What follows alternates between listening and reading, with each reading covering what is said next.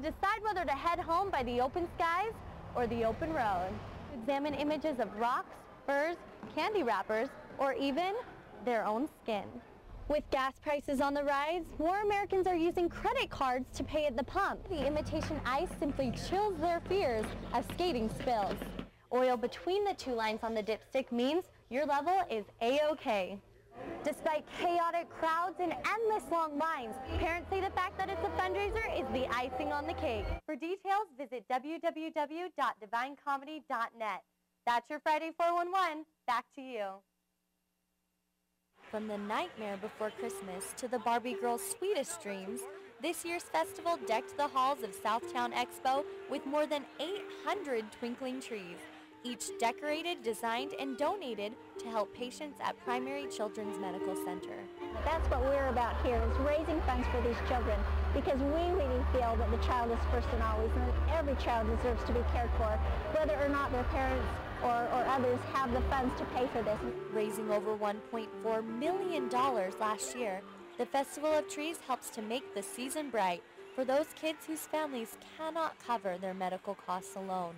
The festival falls into the spirit of Christmas with thousands of volunteers giving their time and talents as a gift of love to these children in need. From the tiniest lights to the tallest trees, every single thing you see here came as a generous donation. The Festival of Trees gets people in the spirit of Christmas because they are giving the gift of love. They are helping somebody that they will never know, somebody that they will never see. To me, that is the true meaning of Christmas.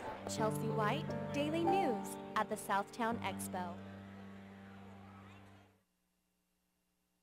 Thanks to Mother Nature's help and super modern snowmaking equipment, Snowbird Ski Resort kicks off its season today, with skiers like Eileen O'Reilly eager to hit the slopes.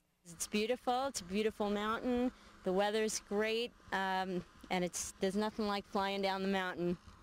With sizable storms in this weekend's forecast, Utah Ski Resort owners have high hopes for a bank-breaking Thanksgiving holiday. In the meantime, ski staffs pay tribute to technology, using man-made snow to speed along the start of the season. Mother Nature hasn't totally cooperated in terms of bringing a lot of natural snowfall so far earlier this season, but the skiing is actually pretty good. Limited snow means fewer runs and tighter space. But if all riders chomping at the bit to hit the slopes keep their sights set on safety, Assistant Patrol Director Mike Morris foresees each run running smoothly. We will have people congested on these runs, and there'll be a bump and a scrape here or there, but we hope for a long and safe season. Chelsey White, Daily News, in the Little Cottonwood Canyon. An eerie entourage ensures that scare seekers get what they came for the minute they set foot through Nightmare on 13th's cast iron gates, getting guests like Todd Stockham excited for what's to come. Hopefully there's a dope chainsaw guy, like a brood that's just chasing us like crazy. From a bloodthirsty werewolf to the crazed clowns of the Demented Circus, Nightmare on 13th keeps guests like Anna Isbell's fear fueled through all 50 rooms of horror. It's terrifying. Jumping, running, almost wetting yourself. If you let your guard down for a split second, you'll be screaming the next. Cast directors at the Nightmare on 13th know the value of the element of surprise.